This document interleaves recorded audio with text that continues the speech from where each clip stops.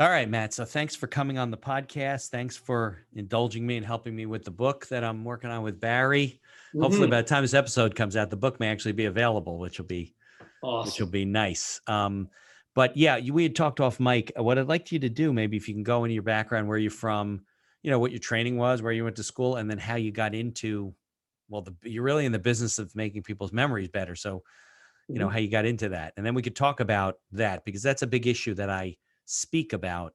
Well, I don't speak about memory, but I speak about the fact that people's memories don't work well. That's why they need all their business stuff in writing. So we'll get to that at the end of, nearer the end of the episode. Does that all make sense? It makes sense to me, Mitch. Sure. Okay. Listen, Matthew Goerke. I'm a Jersey guy, born and bred. Grew up in Essex County. Uh, Went to school down at WVU, Go Mounties, Okay. and yeah, got a Huntington, right? the Morgantown. Morgantown, West Yeah, Virginia. Okay. got a degree in fine arts. Put myself through school. Waited tables, worked in the hotel business, Okay. and after I graduated, I realized that's pretty much what I knew how to do. Right. So I kind of Okay. morphed. I came back to Jersey, got into the hotel business. I discovered that at least on my part, was a fairly miserable way to make a living. I mean, you worked way too hard for somebody else and didn't make anywhere near the money that I would have liked. Right. And so I was kind of actively looking for something to do. Um, and what I ultimately did was, just kind of put down a list of what my ideal dream job would look And like. this was like what, mid 20s, late 20s? Yeah, I'm mid 20s at that point, Okay. heading more towards 30. Okay. I was kind of on a 6-year plan going down to WVU. so, Right.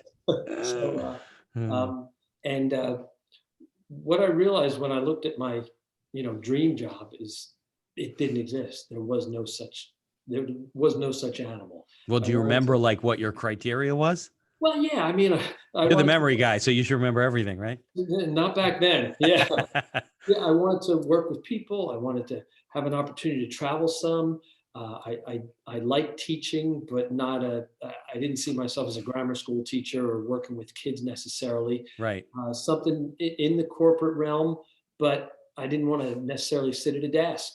And I had my name out with a couple of headhunters, but had nothing really big coming. And at, at one point, someone came into one of the properties where I was working, teaching memory, and I Okay. was absolutely intrigued.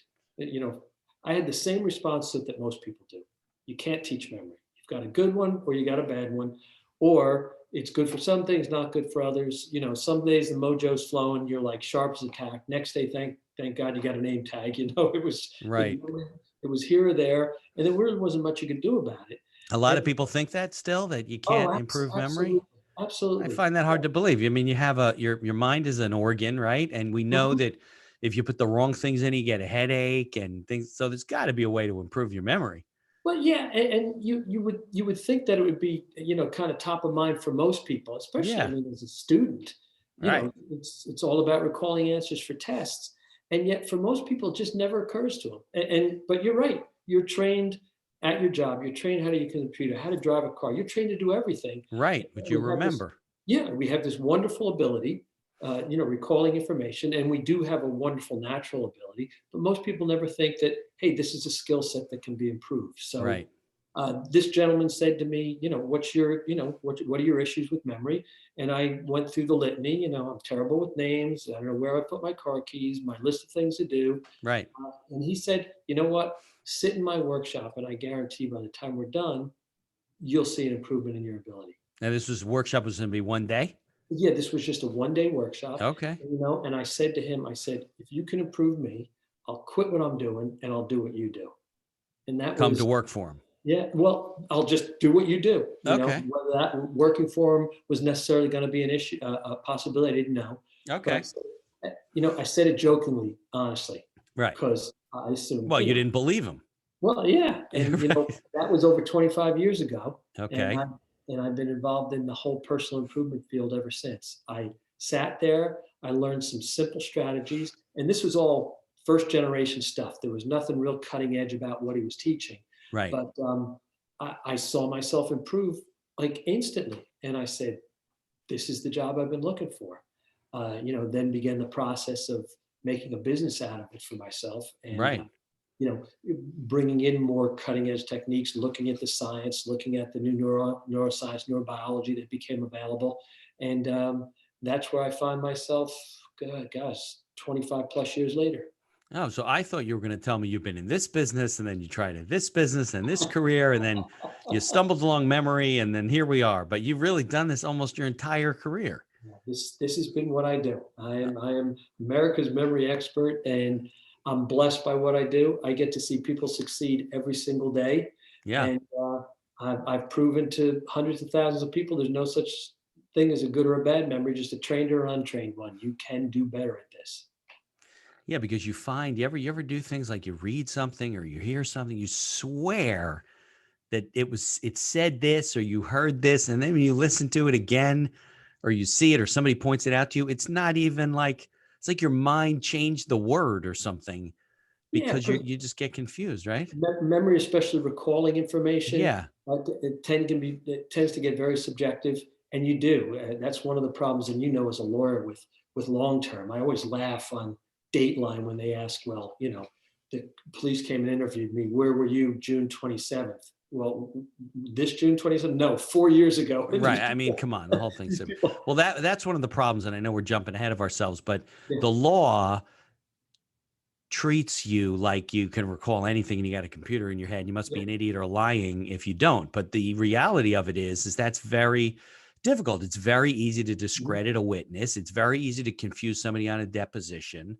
And then what they do is they'll give the deposition and then they'll be in trial 4 years later and they'll be mhm. asking them the same questions. They'll give different answers. And they'll be like, well, Uh-huh, uh-huh. Matt, you said this 4 years ago. And you're like, I did? No way. That's not right. And you're all confused. And now you have no credibility with the jury because they think that maybe Yeah, they can't remember things, but obviously you're a witness. So you have no, to you remember changed the everything. story. Yeah. This is It important. totally, they shouldn't even allow witness testimony Yeah. unless it's recorded like right as something happens in court because it's so easy Yeah. to discredit and confuse people. But I Mhm. wanted to ask you a business question though. Go So you're ahead. back here, you're in your, mid to late 20s.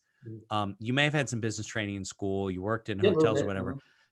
How did you get started? Did you write a business plan? I mean, it wasn't like you had like a big capital investment in this, but No, what no. was your business plan? Like, how are you going to do this? Well, first off, as it turns out, I did end up working with that gentleman that introduced me Okay. to the whole field. Okay.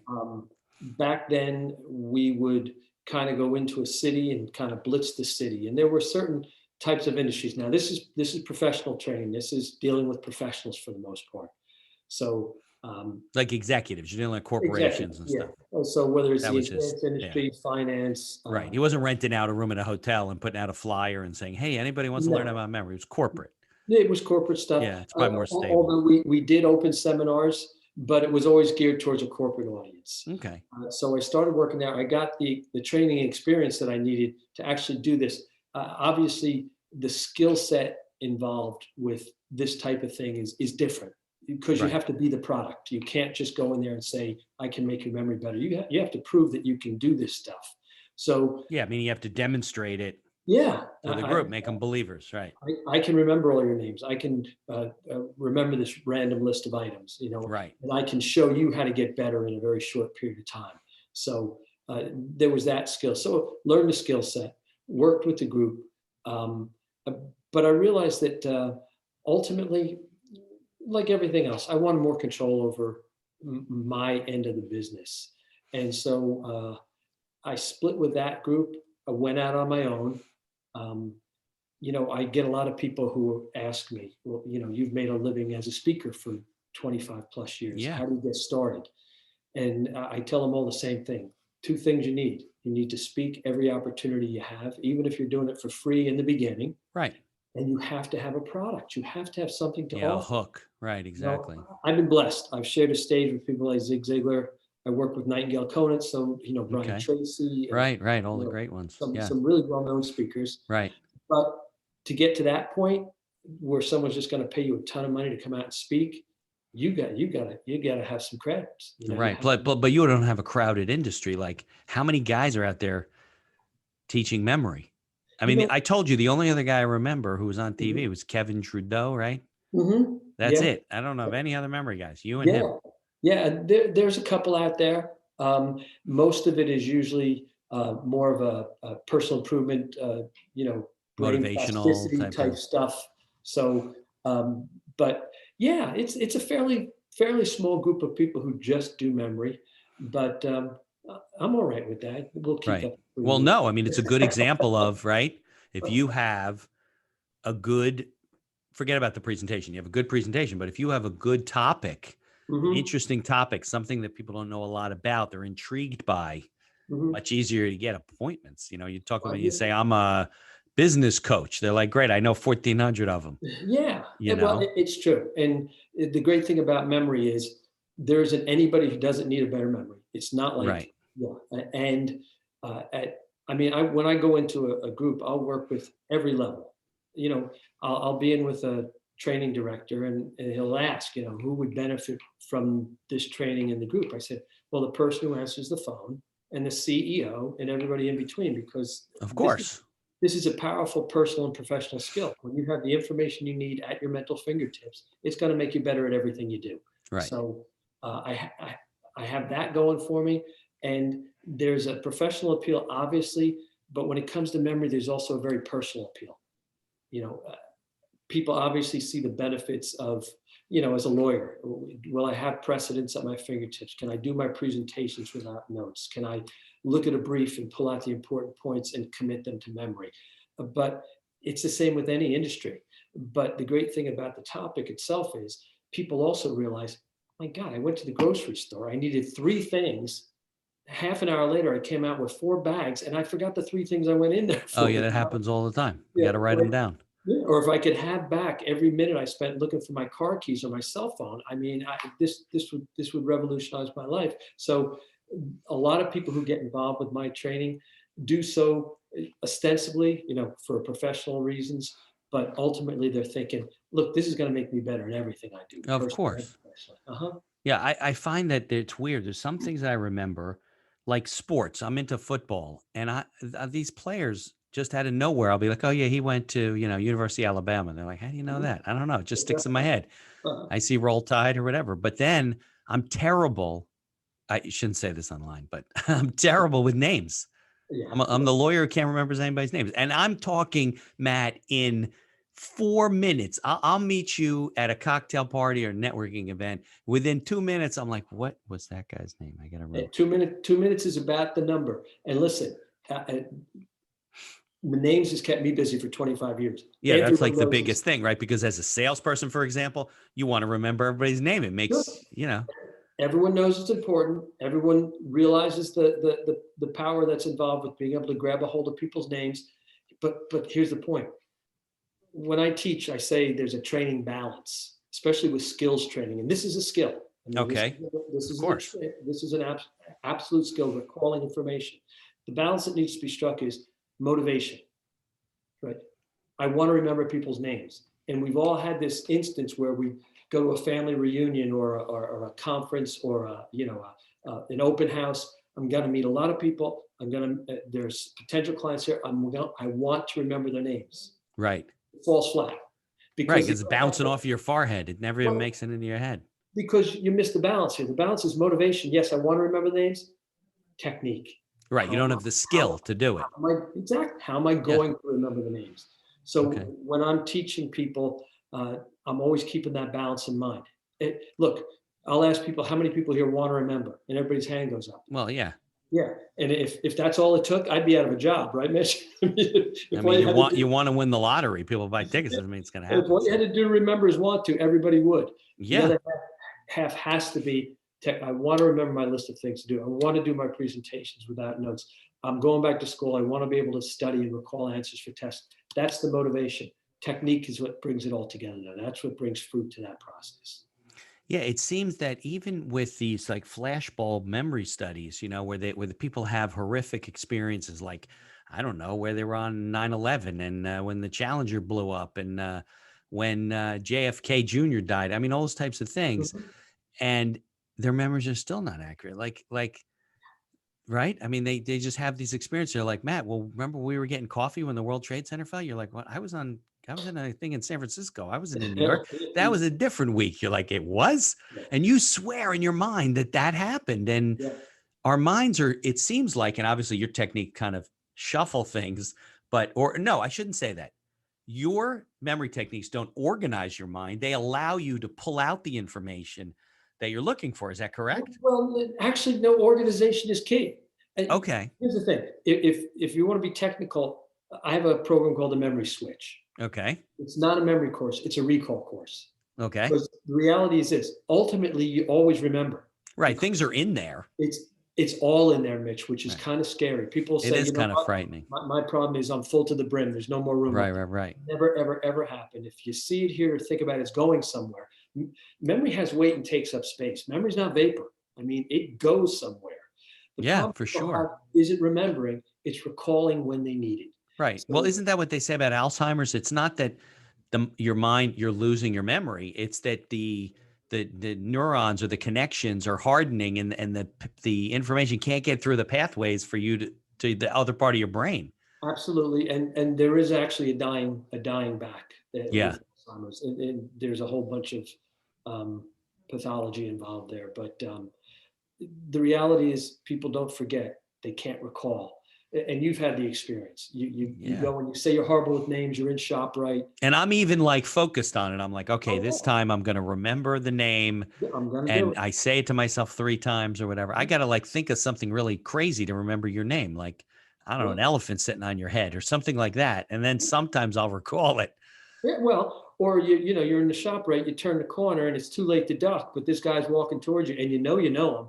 Right. You know Oh my him. God, Can't that's remember happened the to me name. so many times. But the point is, you walk out to your car, you pop the trunk, start loading the groceries, and what pops into your head? The guy's name. Exactly. You didn't forget it. The problem you had was recalling when you need it. So my emphasis when I work with my clients is, what do you need to recall and how long you need to recall it? How are you going to handle this particular piece of information differently than what you just saw on a billboard, right? It's Right. all going, but this you need. I need this, I'm going to do this presentation before the jury. There are 12 important points I have to cover. Where am I going to put that stuff so it's there when I need it? It sounds mystical and magical. It's really not. It's real simple stuff, but placement of information is really key. So, does any of your training or techniques help with um, like recall that happens later on? Like, for example, you're a witness, because something happened. It wasn't like you were saying, I'm going to remember that. You saw some guy get shot, whatever. And now they're trying to confuse you because that's their job on the stand as you're a character witness or a witness, to evidence or whatever it is. And your head seems like it's a box and everything's stuffed in the box. And by the way, it also seems to me like somehow over time you accumulate memories that are other people's memories. They're not really yours. Sure. Somebody tells the story enough and you start acquiring it like you believe it happened to you. Mhm. That happens. So how Yeah. do you avoid that kind of stuff? Well, here's the first off, the memory switch isn't really designed going backwards. It's not about, Right. remembering Can't fix rituals. what's in there already. Yeah, it's a satanic ritual abuse in your past or anything. Right. Yeah. We're not digging that stuff out. Right. This is pretty much designed. What do I need to recall? How long do I need to recall? I'm going into a meeting. These are 12 people I've Going never met. forward. I'll shake their hands. I remember their names. You know what? You talked about names, and I keep coming back to it. If you walk into that deposition and there's 20 people there, and you meet Yeah. them all, and you start using all of their names, you will be running that show in about 5 minutes. They won't even know why, Right. because everybody else is just looking at the person thinking, now, was this Mitch or was this Eric or was this? Right. They're And too busy trying to figure everything out. You got everything going on. you're banging them out and you're using the names, and all of a sudden you're running that meeting. Your memory. Great thing about it is when you have this type of memory, people think you're smart. Right. You Well, know, that's why they think you're stupid the other way. Like, remember, right? who was that reporter? Um, No, Brian Williams. So you Brian Williams. remember? Okay, so Yeah, it was about like 7, 8 years ago, I think, and yeah. he was on David Letterman, right? I just did Mhm, something on this for the speech I was giving, and it was mhm, the 10th anniversary of this supposedly where he got shot down this helicopter, right? right. So with your techniques going forward, I realize not going backward, right? Right. His mind was already confused. Yeah. And I think that if we recognize that that happens, you wouldn't hold the guy to the fact that he lied to the American people. He didn't lie. He told what he He really thought was did. the truth. Yeah, he really didn't. And No, who would the do thing that? is, There's no benefit to him to lying. no, no. And if he realized the road he was going to go down by doing so, I'm sure he would have been a little bit more circumspect. Of course, but I no, but he believed in his Oh, mind yeah. that that happened to him. Yeah, and what the brain does, it's a specific syndrome that it fills in the blanks. Right, So someone will say, "Well, what was happening here?" And you didn't see what was happening there. But right, 10 years later, oh, you know what? Come to think of it, and you fill in the blanks, and it's as real can be. right. It's just not a memory. Yeah, I'm very specific in my approach. What do you need to recall? How long you need to recall it? The great thing in business is, um, look, taking notes. There's a time and a place for that, and I talk about it in Memory Switch. And if someone's giving you technical information, by all means, write it down. Make sure you have the time to do so. Right. But the great thing about business, I very seldom take notes when I'm working with a client, because within parameters, I'm asking specific questions. And within certain parameters, I'm getting specific answers. Right. That type of information is very easy to recall. Right. So what opportunities does that give me? I can look them in the eye. I can watch their body language. When they get excited, I get excited. When I look, if I say to them, "Do you agree with me?" and they say, "I agree with you 100%." Yeah, they're not agreeing with you. See, if you're scribbling, you miss that. Right. No, you can watch body language. That's why often if you're doing something with a partner, it's better because one person can take notes, the other person can watch. Exactly. So, and again, now when they leave my office, do I write it down? Absolutely. And I add to it. Of course. But when they're due back, the information's here. So I said, "God, Mitch, you were here and you asked about this and this and this and this." And they're thinking, "Oh my God, this guy's been sleeping, eating, and breathing my business for the last 2 weeks." Right. And all I did was have some information at my fingertips. It's right. People ask me, "Are you a genius?" You know what I tell them? Yes, I am. Now, but and I was telling you before, I talk a lot about the written word in business, meaning, Sure. You can't be doing contracts on a handshake and think you're both going to remember. First of all, even if they have your memory techniques, the other guy probably doesn't. But just so you know, I read a good deal of what you sent me. Yeah. Wonderful stuff. I appreciate it. Well, that's why I asked for your input on the book, because like I said, the way our minds work, look, you can help people going forward with improving their memories. Mm-hmm. You can't eliminate the need for contracts, and you certainly can't fix what went, going backwards. Mm-hmm. So it's really the way the law treats us and expects us to have perfect memories. And we don't, even with improvement techniques. Sure. It's never going to be perfect. Sure. Right. Not perfect, but a whole lot better. Oh, well, sure. The more you practice it, the better you get. Right. Even for arguing, with what you do, this guy's coming at you, spit's flying, and it's heated. Yeah. The more flustered you get, the more problems you have with your mind. Right. Exactly. But if you can, if you can respond to what they just said, point for point, because you have the information here and you didn't let it go in one ear and out the other, or you weren't spending too much time thinking, what am I going to say next? Right. It makes you a more effective debater. It makes you more effective in arguments. It makes you, better at negotiating. Sure. Because, you said this, you said this, you said this. Here's how I'm going to respond to this point. I don't think this point makes any difference whatsoever. Again, it just gives you a command of the material, and it makes you look more accomplished. Okay, so let's talk then a little bit about the kind of things. Well, first, let's talk about if somebody takes a course with you or goes through your course, what can they expect to improve on or learn how to improve on? Yeah, we said names, but I have a couple different offerings. Listen, one thing that this pandemic has done is flattened my tires quite a bit when it comes to business. I'm a speaker. I'm a conference speaker. Right. Most of my groups are, I'm in ballrooms and conference centers with hundreds or thousands of people. Right. And it's hard on Zoom. You're working the room, right? You're walking around, talking to people. Yeah. Exactly. I'm shaking hands. I'm remembering names. I'm doing presentations. I'm doing demonstrations. Right. When this pandemic thing hit, I had a year's schedule just fall out. Screeching halt. Oh, I've been bulletproof for over 25 years. Right. downs, downturns. No, because it's an interesting topic. Everybody's looking for, right? Yeah, I would think it would be. When people are slow, they want to improve. When people are improved, they realize they have to get better. But this thing really put a damper on my main core business, which is speaking. Right. I've been doing a lot of virtual stuff. You were able to do virtual Yeah. stuff? It's not as effective? It's not what I like to do because I can't. I like to see the people. I like to interact with people. I like to demonstrate. The demonstrations that I do of what can be done with a trained memory just aren't as effective virtually because people don't realize, well, is he really doing that, or is he, Maybe as a list of the participants. Exactly. Right. So, but what I can do, and what I realized was the most effective, is ultimately people want to see themselves improve. So when I do a virtual presentation, I take them through a module from my memory switch program. Okay. It's real simple. I call out a list of words to them. I say, do the best you can to recall a list in the order in which I call them out. Most people can do maybe one or two. I take them through a module from my program, and in 10 minutes or so, they have the list of words forwards, backwards, in and out of order, and they think they're an absolute wizard. It's when I say I watch people succeed every single day, that's what I mean. You can see almost instant results with even a small amount of training. So in my virtual programs, that's ultimately what they're all about. Let's in an hour's worth of time, which is generally what I fits good into people's schedules and gives me enough time. I can give them a quick overview. Why do you need this training? Why is it important? How is it going to make you more effective? And let's watch ourselves improve right now.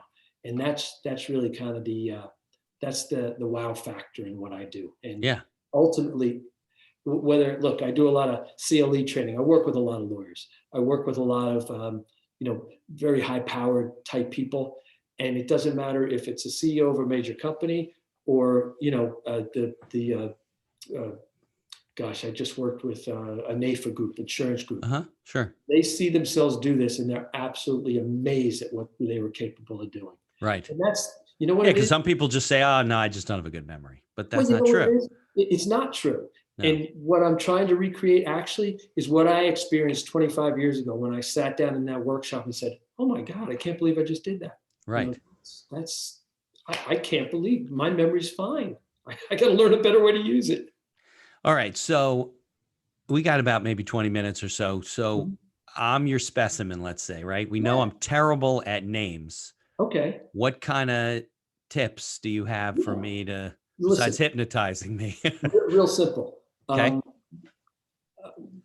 Very few cure-alls in life. Very few. Very few. But what I'm going to do, I'll give you 2 quick suggestions on a better, more effective way to shake a hand and remember a name. Okay. Now, my memory switch program, it's a 6-pronged. Might be a long time till I can shake hands again. Yeah, exactly. That's another thing that is bugging me. Yeah, because that's one of the techniques, right? I'm shaking the hand. I want to meet the people. It sucks. They'll be like, remember 150 years ago, we used to shake hands. I know that's not a custom anymore. That's what it'll be like someday. Well, that's weird, Dad. We don't shake people's hands. You get sick that way. What? Yeah, right. Let's hope it's not like that. It's a brave new world. Yeah. Right. I hope it goes back to normal. Yeah. But 2 quick hints. First off, when it comes to names, you're not alone. 85% of people will forget a person's name in the first 2 minutes, right? Okay. What we're talking basically that doesn't make me feel any better, Matt. 9 out of 10 when the handshake breaks, the name is gone. Yeah, misery loves company. Right. Yeah. I'm like, oh, great. So I'm stupid like everyone else in the country. Okay. But the handshake breaks, the name's gone. Okay. Memory switch, like I said, it's a 6-step approach that I take people through. I actually, I'm in the personal improvement industry, and I've worked with a lot of great speakers, motivational people for the most part. Yeah. Great at what they do. But one thing they really can't do is they can't guarantee results. Right. Right. I'm doing skills training. So my memory switch program, I'm actually able to guarantee results. And one of the things is you will be able to walk into a room, meet 5, 10, 15, 20, 25 people or more, shake their hands, remember their names. Okay. For most people, that's the cost of admission. I'll do it. If that's all I learn how to do, that would be worthwhile. Right. 2 quick hints. Okay. First of all, focus. Okay. Now I know people are saying, well, of course, when you're meeting for the person for the first time, you want to focus. But if you do the bubble over the head thing, when most people are meeting someone, it goes something like this. Hey, Nate, your name is Mitch. Hey, gosh, Mitch, it looks like you have great windows in the background there. I don't think I'd be able to deal with, having an office that didn't have great windows. You could probably grow plants with those windows too. I don't know if it's a southern exposure, but it really is pretty nice. You're doing everything in the world. Right. You're just all distracted. Except the name. Or what am I going to say next? I hope my hands aren't too sweaty, right? You're doing everything in the world except actually listening for the name. So as simple as it sounds, it's absolutely key. Slow down, focus. Okay, let's go meet this person. Next thing is repeat, repeat, repeat. Right, I've heard that before. Right, repeat the name. And listen. So what do I mean by that? Well, there's two ways you can handle this. My name's Matthew. Your name, Mitch, Mitchy, Mitch. They go, what the hell's wrong with that guy? Right. Just so you're clear on that. Better. My name's Matthew. Your name, Mitch. Mitch, I understand you practice law. Oh, you do corporate stuff? Mitch, I know you're writing a book about the mistakes that you can make when you're doing this sort of stuff. If you could give me one key, Mitch, what do you think it would be? So what did I do? Said my name 3 times. About 5 times. Truthfully. Click my heels together, and then So now No, you're burning it into your head. No weirdness, no Mitch. Right. Use the name in conversation. This does 2 things. One, it's neuromuscular. When you speak, your vocal cords vibrate. Those vibrations hit your hard palate and directly stimulate your mind and your memory. Speaking the information will put it in your memory. 2, and this tends more to the interpersonal aspect of this whole thing. Right. Forgetting a person's name isn't just like a memory lapse. It's a faux pas. It's an interpersonal thing. Oh, it's very uncomfortable. I run into people all the time, and they'll be like, "Hey, Mitch." I'll be like, "Hey, good to see you." Like, I don't, like I'll be like, I think his name's Matt, but I don't trust myself. And I'm gonna look like an idiot if I call him Randy. Yeah. So it's an interpersonal thing. So with this technique, focus and repeat, you're doing 2 things. One, you're grabbing a hold of the person's name. 2, what Dale Carnegie, sweetest sound to a person is their own name. Sweetest sound in the English language to a person. Right. It builds rapport just by saying your name. That's why good salespeople say that your name a lot. Exactly. So you're letting them hear the name, and you're also letting them talk about their favorite subject, which is themselves. Yeah. Well, of course. You ever do that? You go to a meeting and you don't talk. You let everyone else talk. Absolutely. And then they say, boy, that Mitch, man, that was a great conversation. I mean, he was just fantastic. You're like, really? And all he didn't say he did anything. was shut his mouth, which is a very powerful. A lot to be said for that. Okay. So focus and repeat. If that is all you do, you'll find yourself in the top 15% of the population. If you do it correctly, you should be able to handle a dozen names, no problem. Okay. Now, to walk into a room like I will routinely do, meet 50, 60, 100 people, shake their hands, remember their names. There's some technique there that goes to the whole filing. And so you can do that. You can go into a room with 100 people and remember, and not knowing any of them, know all their names when you leave. Sure. If I have the opportunity to actually meet them and shake their hand, absolutely. Then how long do you have to shake their hand? Because you're training, right? You're obviously trained at a very high level. How long does it take to get through 100 people where you can remember their names? Well, the actual hi, my name is Matthew. Your name. Right. You're meeting everybody, shaking their hand. Hi. Yeah. Using the name. Now, again, like any other skill, proficiency comes as you begin to apply. Of course. So there's this learning curve where you're consciously competent. I can shake hands and remember names. I got to think about what I'm doing. Ultimately, what you're working towards with a lot of my memory switch techniques is the 4th level, which is unconscious competence. Right. You're just so used to doing it. I'm good at names. Only way you operate. Yeah. But you know what? You brought that up earlier, Mitch. You said statistics in sports. You're just good at it. Yeah. I don't know why. You don't know how or why. But here's the point. When I asked that, not even statistics. I just remember what team they played for in college. I have no idea why. And phone numbers. You know why I remember phone numbers? I have trouble now because I used to remember the shape that the numbers would make on the keypad. Yeah. Yeah. And there's no fucking keypad anymore. So it's killing me. So I don't remember numbers like I used to. I used to remember phone numbers. That's how I would do it. Up, down, because we're visual. Yeah, exactly. Yeah. But here's the thing. When I ask a group, typically, how many people here are good right now remembering certain things? Every hand goes up. Yeah. Well, there's always something you remember, right? So here's the point. Memory switch says we can actually take the strength you have and begin to apply it where you're weak. In other words, if you're good at this type of information, if you think about this, one of the things I teach you is how to translate information. So in Okay. other words, I don't like this stuff. It's like, hey, Mitch, here you go. Oh, no, not that stuff. I hate that stuff. I'm Right. And great with that's this why, stuff. yeah. Yeah. Can we recreate this information? Can we put it in a format more palatable for our own personal skills? Well, it turns out with a little bit of training, absolutely. So all of a sudden, this schematic that I normally would have a problem with, I don't have a problem with because I turned it into that, and that works fine for me, right? So strengths and weaknesses. The main strength that we all have when it comes to memory is we're visual. People Right. remember things that they see. Yeah. That's why the So, phone works, right? Because I could see the visual pattern. see it. So Yeah. if you can remember things that you see, what I want to teach you is how do you start to see the things you want to remember? And that's absolutely key. You become an eyewitness to the information. I saw the information. I didn't just hear it. Right.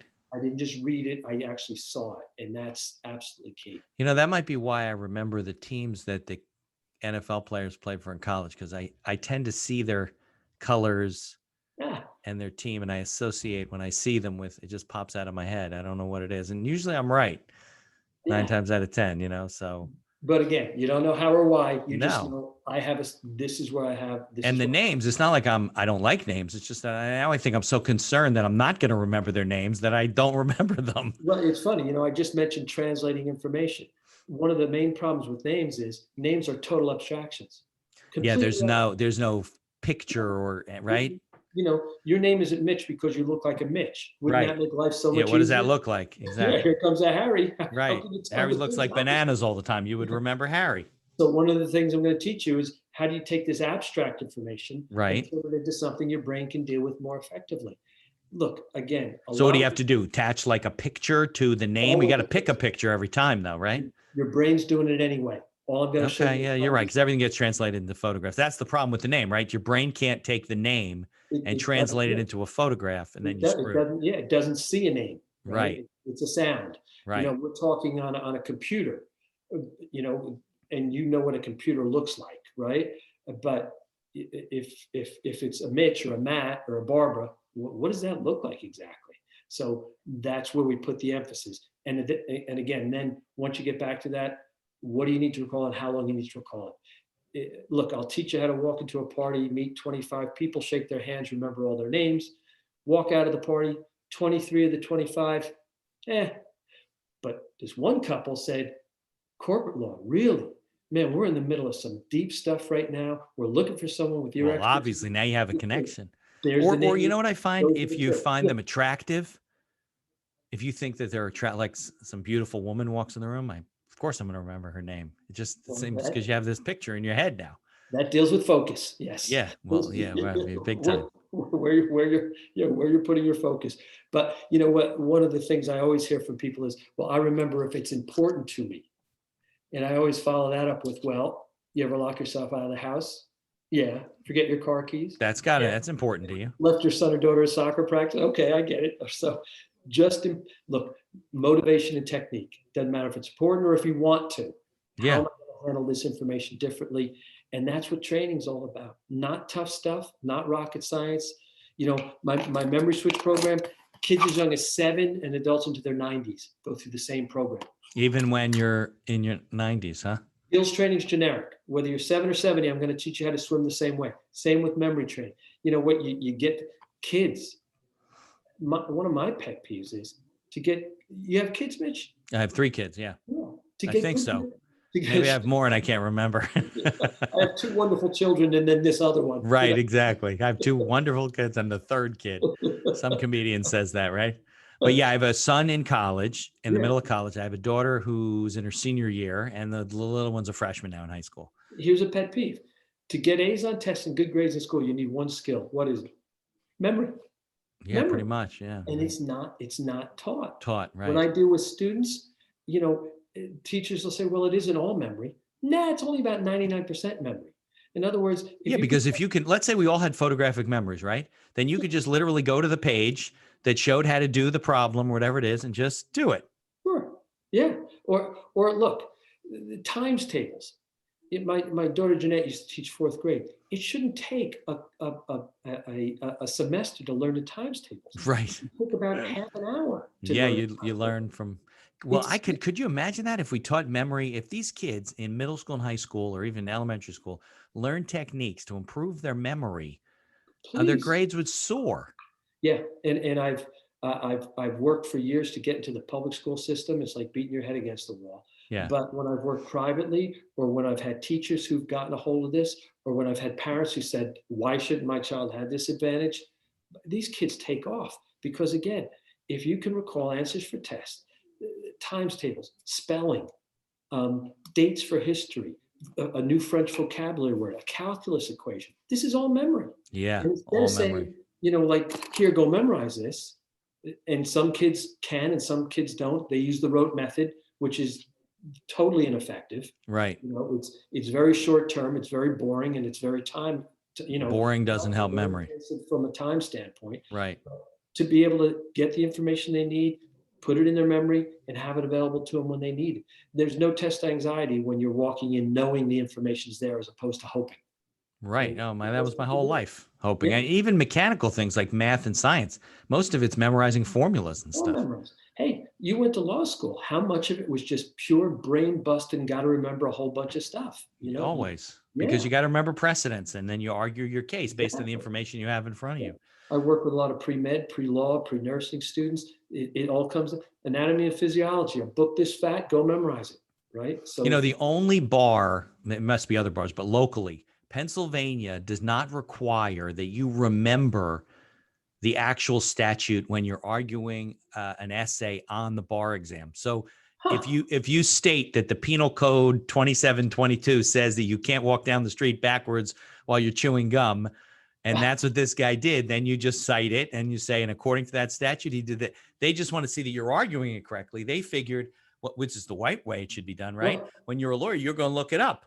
right. You can't It's be expected to remember the law. it's written down. Yeah, Yeah, yeah. not the other states. I work with a lot of bar associations, and lawyers just love this stuff because the Sure, it's practical, all. Oh yeah, the my God. practical advantage of having a better memory in law is just, I mean, it's just obvious. I'm admitted in New Jersey. I didn't take the New York bar. I took Pennsylvania because Mhm. New York had potentially 22.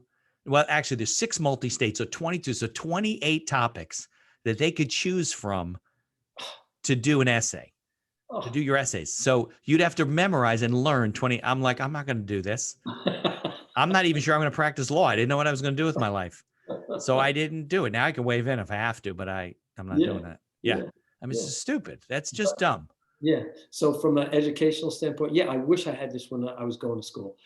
I limited myself, and when I look back, what I say, I couldn't handle medicine. What I was really saying is I can't remember all that stuff. I'd never be able to Oh remember my all God. If you had these techniques, we could have both been doctors. exact doctor. Although I didn't have the stomach for all the, I think I signed up for the first aid squad and I didn't make it past the first call. I didn't do well. It wasn't a memory thing. It was Oh, definitely a stomach thing. people are going to be bleeding. Oh my Yeah. God. Ugh. Especially if it's my blood. I think my wife is half Italian and half Jewish. Uh-huh. So when she got pregnant with her first son, I think they took like 22 vials of blood. I swear it was so much blood that the woman had to carry it was so many vials. I was like, I got to go for a walk. I was like, going to pass out. And they're like, you're going to pass out. You're 6 foot. Your poor wife. You're not giving the blood. She's giving the blood. I'm like, it's okay. Not too good with this stuff. So yeah, and that's not good. But I just find it not fascinating. I find it frustrating, and maybe we'll stay friends, and I'll get a better memory over time. I find it, and I'm gonna definitely take to heart what you said, and then maybe by the time this episode comes out, I'll put a commentary on here that my memory's improved. But I find it frustrating that we are expected to remember things a certain way, and we're not taught how to do it. It's like saying, I mean, come on, everybody knows calculus. Like, I don't know calculus. I didn't want to take calculus, and you're like expected to know it. So I think it's very difficult, like in business, because you read the book, right? Or the manuscript, whatever condition it's in now.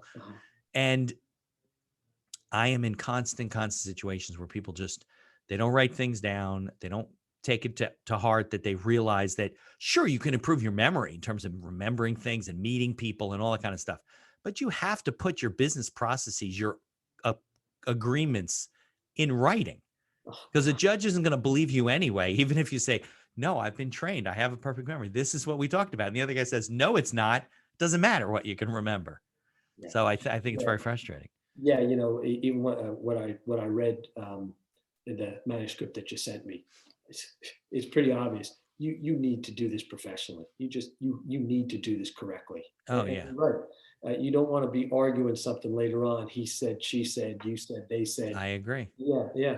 I get people to come to me, Matt, and they're lawyers. Like they're not Mhm. practicing lawyers. They're in business or whatever. Sure. And they did their own agreement and it's missing all kinds of things. Or they said, listen, I mean, he sent me a text message and he told me that he'd pay me this time. I go, yeah, but that doesn't leave the fact that he might say, but no, but do you remember that phone call we had 2 weeks after I sent you this text message and you said that I could do this, this, and this? You're like, no, you didn't. Now, maybe you did, but you Yeah. can't remember it. So you can imagine what a judge who is also not trained in memory and doesn't understand how the mind works is going to do with this text messages and emails and he said and she said, and it makes for great court cases. Oh yeah, absolutely. Absolutely. Yeah. Yeah. And listen, I tell people say, well, I get rid of my smartphone. I don't have to write anything down. I say, absolutely not. That's not what this is all about. Right. When are you going to be more effective using your memory? I write things down by all means. Now, if someone, gives me a phone number, I don't memorize. I memorize it long enough to put it in my contacts. That just makes sense. Because you don't want the pressure to just keep memorizing things. People will ask me, well, you met 150 people, you remembered all their names. How long are you going to remember the names? Yeah, how long? That's a good question. I'll say, well, if I met you a week from now, I'd probably remember your name, but I'm pretty good at this. Am I trying to remember your names forever? I'm just not. No, because long term, you're filling it with more stuff on top of stuff and more information. You can't. What do you need to recall and how long you need to recall? What's important to you? Which of those 150 names, which 2 names are you going to remember? That's the key here. Which names are you going to run into at the conference next week? You're going to see them again. Those are the ones that you want to concentrate on. So, when people say, well, so this is a conscious choice of what you want to recall. This isn't about remembering everything forever. No, when I'm talking about placement of information, it's person just rattled on for 20 minutes, but they said 2 things that I need to remember. How do I handle, what am I going to do differently with those 2 things so that I can bring them up later on when I need them? So focus, memory. So you're like tagging that memory with something that allows you to recall it. You're placing it. So when you're done with memory switch, the main way I reach people is a home study version of the course I teach. It's called the memory switch. I do live training. I do a great 1-hour program. I do a great half-day training. A lot of fun. It's a hoot. I like doing things personally, but I realized a while back I can only be in so many places in front of course. So people can buy your program off of your website? I developed we'll put a link to the group in the show. A home study version of the course I teach. It's called the Memory Switch. It's what they've seen on TV and heard on the radio. It's 10 hours of material, 17, 20 to 30-minute lessons. Very user-friendly. Most of it's on a flash drive. You plug it in, you listen and learn, right? There's a workbook that you're doing your exercises and drills with. But I touched on earlier, specific guarantees. 300% increase in recall capability forever. You won't lose that because once. Okay, how do you measure that? Like any other skill, you're tested. I mean, you're actually going through testing. You're seeing yourself improve. The reason I say it's permanent is, again, skills training. You may not have ridden a bike in 20 years, but if you realize the only way to get to the hospital in 10 minutes is to get on this bike and ride, you'd get on. You'd remember real quick. Driving a stick, I haven't done it in years, but I'm sure within 2 minutes I'd figure it out. Push came to shove, that skill would come back to you. Right. 300%. Well, 300% would be like if you remember 10 items, right? Now you can remember 30 items. Exactly. Okay. Exactly. Incidentally, kids, 400% to 700% is average. They don't have the same bad habits we do. They don't have the preconceived notions. So they're much easier to quote unquote fix. Yeah. So 300% increase in recall capability, be able to handle 25, 30, 40, 50 items, hear them once, get them back forwards, backwards, in and out of order, be able to do your presentations without notes. Right. So at one point or another, you increases a lot of credibility. Yeah. Oh my God. Salespeople, lawyers, finance people, a whole bunch of stuff. You sit in a meeting, you work your head off to sit in front of a client or contact. You present yourself and your services. They're walking away. What's the first thing you're thinking? shoot, forgot to tell them that. Oh, I didn't bring that up. So how Right. to do your presentations without notes. Yeah, you're looking at your And notes going, that's, oh, I forgot that whole card. yeah, can I get them on the phone? Right. Nah. No. So a week later, you're telling them on the phone what you had an opportunity to tell them face to face, how to do your presentations without notes. And lastly, names. You'll be able to walk into a room, meet 20, 30, 40, 50 people or more, shake their hands, remember their names. That's the skill that's kept me busy for years and years. It's just a killer app. Right. It makes you the person everyone wants to stand next to at parties and functions, Yeah, because, it's like being the magician. oh gosh, Yeah. it's like, and I tell people, you got a choice. You can be you can be the black hole or the steel trap. What do you want to be known as? Well, it And just shows you why doing things at an event to make yourself memorable are so important, oh, absolutely. because And people won't remember you. if you walk into a room, meet 25, 30 people, shake their hands, use everybody's names. An hour later, on the way out, everyone else is saying goodbye. See you. Bye-bye. Nice to have met you. They don't know one person, but you're walking saying, Mitch, pleasure to meet you. Matt, see you again soon. Steve, it really was a pleasure. Who's the one person in that room everyone will remember? Yeah, You. absolutely. Showed a genuine interest, concern. You remembered, you gave them the sweetest sound of their ear, their own name. But more importantly, from a business standpoint, you actually just obligated 25 people to remember you by doing Right. what? You remember them first. Yeah. In business, where having people know who you are, what you do for a living is important, where referrals and first impressions are critical, that one skill, that makes you stand out. That'll make you more successful. Yeah. There's a guy in my office, one of the new guys, and he always says my name. And I'm Mhm. like, damn, I can't remember his name. So Yeah. I dug through some stuff. I texted the woman at the front, and I got his name, but I And didn't remember it the first 3 times she told me. So, but everyone, when one thing everyone wants to tell me when they meet me is, I know this guy who can. right. And it was a teacher in school. It was a guy I used to work for. It was the But president they of can't remember his name. no, man, come Right. on. That happens to me all the time. I'll be Yeah. like, oh no, I met a guy who does this, this, and this. Like, let's use a magician, for example, Mhm, right? So I go to a bar mitzvah, wedding, whatever, mhm, and nowadays they have all these close-up magicians all over the place. And some mhm. of these kids are spectacular, Yeah. right? There's a guy who comes to our graduation, bash or whatever it is, grad night, Mhm, and he comes every year. He drives all the way from Penn State. He's more our age, right? mhm. The guy's unbelievable. I mean, he fools these kids like they're standing right behind him, and the things he does are unbelievable. I don't know his name. Met him 4 times. Don't know his But name. but here's the thing. Everyone will come up to me and say, I know this guy. He was a teacher I had. He could meet everyone in class, remember everybody's name. Or I work for this guy. He had 500 employees. He knew every single one of them. Everybody remembers that person. Yep, that's Why? true. Right.